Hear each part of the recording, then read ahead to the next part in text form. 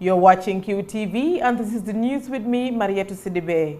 Coming up in our headlines, students at Talinding Upper Basic School marched to the streets demanding their teachers be returned. The National Youth Council joined the African Commission on a Human and People's Right to celebrate International African Human Rights Day.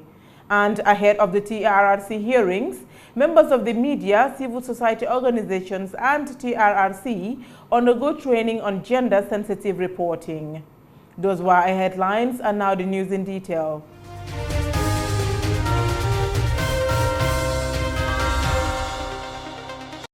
The National Youth Council on Sunday joined the African Commission on a Human and People's Right to celebrate International African Human Rights Day.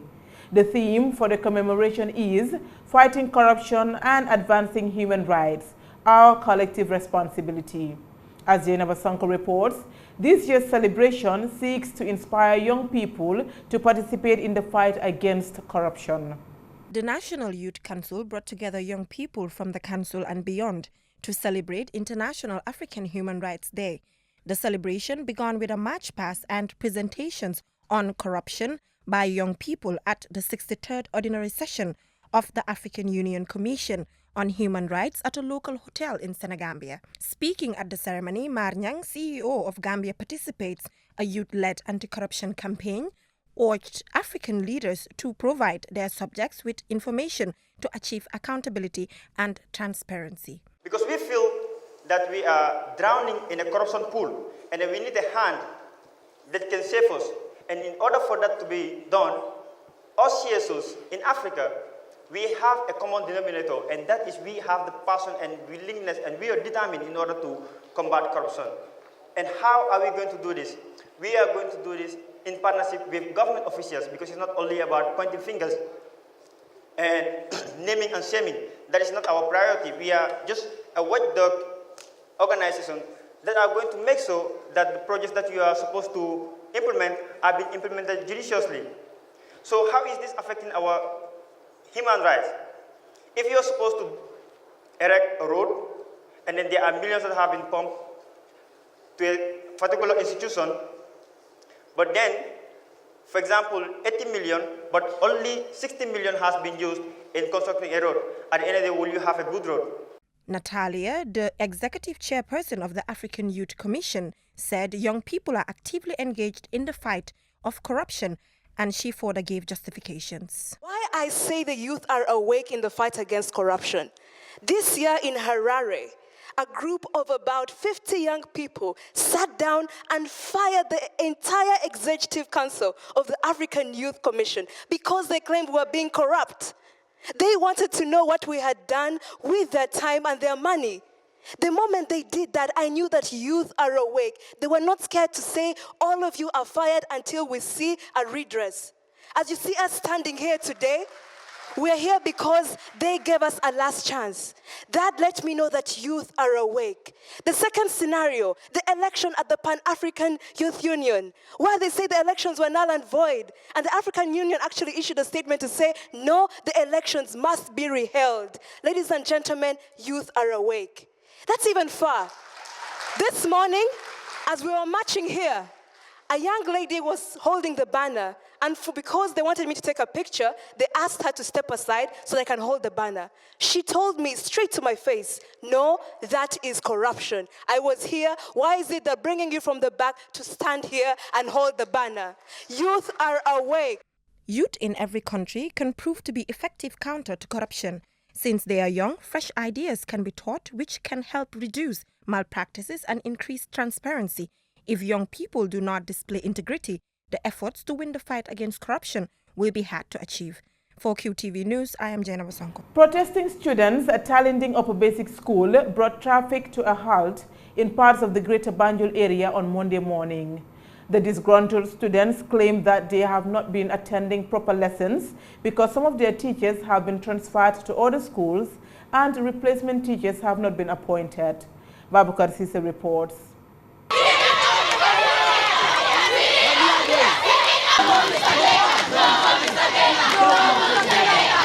That was the slogan of the students as they marched from Talending Upper Basic School to the Gambia Radio and Television Services main office at MDI Road en route to the Regional Education Directorate at Kanifing, where they met the relevant authorities. The head girl of Talending Upper Basic School, Fatuka, explains that even after Teachers for Change ended their sit-down strike, students have still not been attending normal classes. The teachers were on sit-down strike. After all, they settled that problem. And the principal denied other teachers their timetable. He said that he will not give those people their timetable. Now, on Friday, we came to school and heard that the teachers were transferred. Some to Region 6, others Region 3, and others in Region 2. Now, we decided to wait till Monday. Today, we went to school and we confirmed that that is very true. Now we decided to come out and fight for our rights because we think that this is our right. Because going to school without learning, I think that should not be done. The Deputy Permanent Secretary of the Ministry of Basic and Secondary School Education, Adama Jimba Job, assured the protesting students that their problems will be addressed, but was quick to add that students do not have a choice to choose teachers. We will look into the issue why your classes were not going on, and then we will make sure that you get your teachers. But I want to re-echo this statement. The teachers that come to Talending is not your responsibility, and you cannot dictate that. That is the responsibility of the office, and the office will make sure that you have your teachers. So if we realize that a school like Talending have about 130 teachers, and we need 100 teachers, all the other 30 will be redeployed to other regions. The children in those regions need to be taught. Am I not right? Do you want to claim only your rights and forget about your brothers in the provinces? Are they not Gambians? So please, if you get your teachers, carry on with your classes. The teachers that are moved to other regions have nothing to do with you. If what you are claiming is right, it will be addressed before tomorrow, inshallah. Mohamed Jabi, coordinator, Conference of Principals of Upper Basic School, praised and encouraged the students for their steadfast pursuit of better education, but also advised them to avoid becoming stooges of disruptive elements. One of the beautiful things that this country have is the young people. You are beautiful not because of your face. You are beautiful because of your age. Some of you, it's only you that your father is having. They have the hope. When you are educated, then you can benefit them and yourselves. Somebody used you like a weapon and destroyed you, and you are finished. Let you not be misused. If I look at your faces, I see beauty in you. I see innocence in your faces. Very innocent. That's why people use you, pick you up and throw you up and destroyed you. Go back to your classes, your teachers will be there. The head boy of the school, Yaya Njai, disagrees with the suggestion that the students were being used by any other person. If any, he said, it was the school principal who has been trying to use them. The teachers don't use us. When the media come, the principal is the very one who asks us. When they come, you tell them that we are learning while they were. So when it is the case of use, the principal is using us because we are not learning, and it asks us to tell them we are learning. I don't witness any teacher telling me that when you go, you tell the principal we are not learning. I see it myself. We go to 8 classes, we don't find any teacher there. So we go and ask the principal, he said it will be settled. Every time it will be settled. On Friday, he decided to transfer 17 qualified teachers to Region 6 and some to Region 3 and 2. So we asked him, why do you do that? He said those people, they were in sit-down strike, I don't know. Now, see, he decided to send them back. So we tell him that as we are not having class, so we are going to strike them. The transfer of teachers from one region to another is common in the education sector, but some people have perceived this particular one as a witch hunt against members of Teachers for Change, even though the matter has purportedly been settled at government level. For QTV News, I am Babukar Sise. The National Disaster Management Agency, in collaboration with the United Nations Disaster Risk Reduction Office, Monday commenced a 5-day capacity building on building resilience of natural hazards in sub-Saharan African regions. The training, as Ansumana Isonyasi tells us, is aimed at providing an opportunity to present and discuss the profile of the Gambia in the face of the risks of floods and drought. A 5-day capacity building program on building resilience of natural hazards in sub-Saharan African regions, countries and communities has commenced at Coral Beach Hotel in Brufut. The program, initiated by the United Nations Office for Disaster Risk Reduction in collaboration with the National Disaster Management Agency, is aimed at bringing together Gambian experts from different government agencies to dilate on building resilience capacity and develop a holistic model for disaster risk reduction. Delivering the opening statement on behalf of the Minister of Environment, the Secretary General and Head of the Civil Service, Ibrahim O. Kamara, said it is a common knowledge that countries that are applying probabilistic risk profiles to communicate risk in terms of the likelihood of an event and an associated severe impact occurring are better prepared to plan for disasters and allocate resources that will save lives and property in the most cost-effective way. This is very important because disaster risk reduction is cross-cutting and concerns us all, whether as a government, civil society, private sector, academia, etc. This way, mainstreaming in your sectoral policies and ensure that they are implemented or enforced. I'd rather put it this way. This way, we have to ensure that disaster reduction matters are well mainstreamed into our sectoral policies and ensure that they are truly enforced.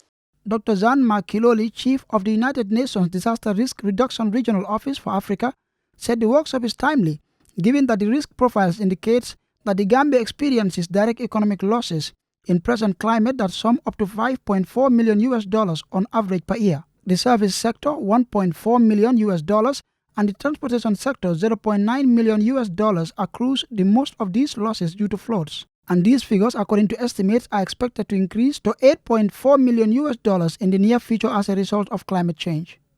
Drought and flood affect on average 200,000 people each year, which represent 1/10 of the Gambian population. From the above, we must take concrete action now to protect national assets from disasters. Other speakers included the World Food Programme Country Director Wanja Karia and the Executive Director of the National Disaster Management Agency, Sana Dahaba. For QTV News, I am Ansumana Isonyasi. The Gambia Armed Forces is hosting the 42nd General Assembly of the West Africa Liaison Officers, WAL. The assembly gathers military personnel drawn from within the sub-region. Ibrahim Balde witnessed the opening ceremony and he now reports.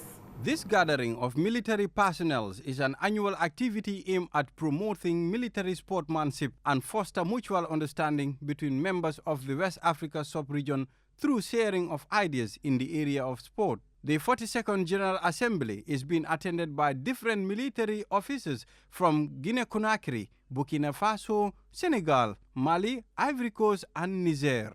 Masane Kinte is the Chief of Defense Staff of the Gambia Armed Forces. I feel singularly honored, privileged, and humbled to stand before you this morning to make some few remarks.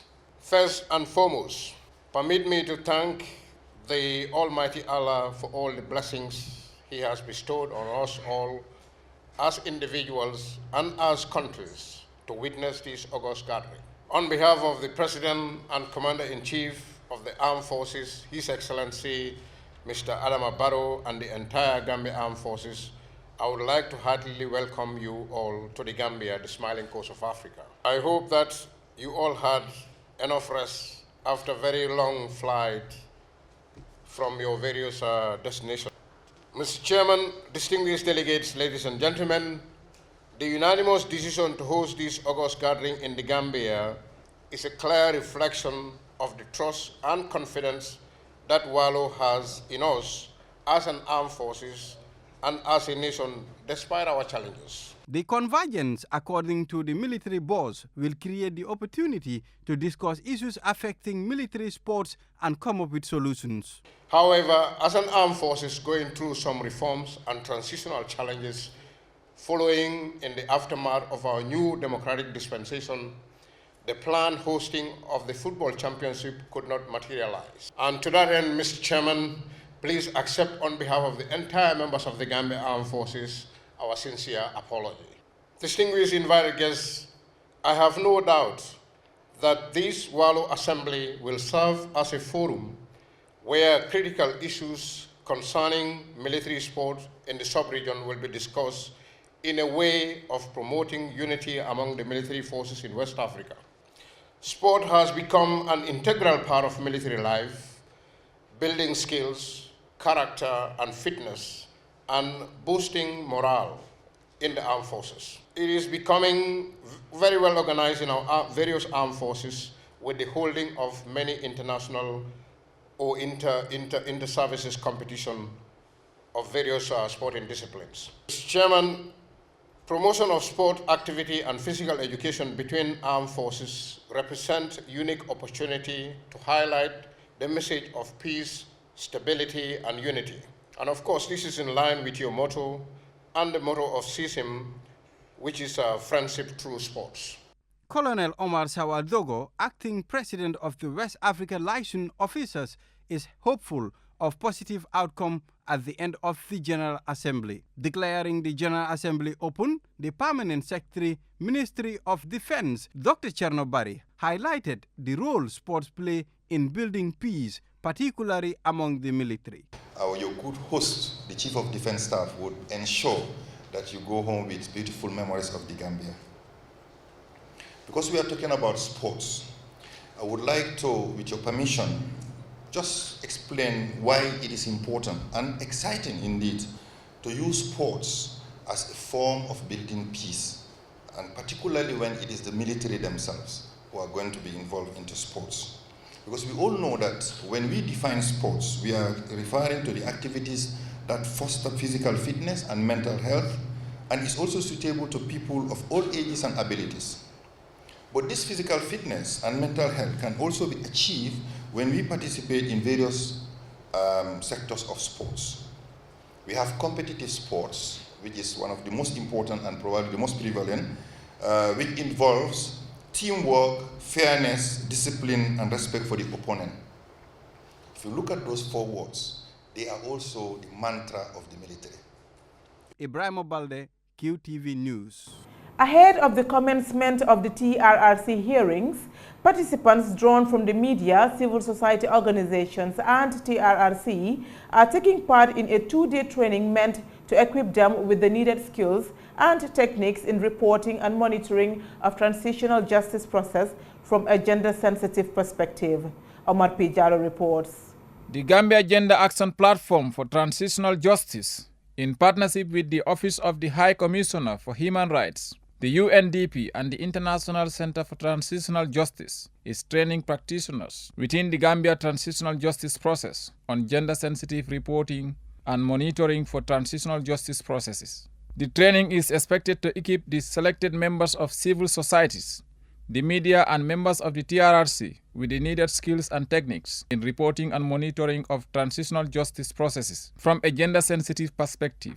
The representative of the civil society organization's gender platform, Tobas Kinjai Sar, said it is important to train stakeholders in the TRRC on gender-sensitive reporting and monitoring in transitional justice. The participants of this training are basically the media personnel mobilized by the Gambia Press Union, and also the TRRC statement takers and investigators, and the Women's Affairs coordinators and her assistant, as well as the civil society gender platform members.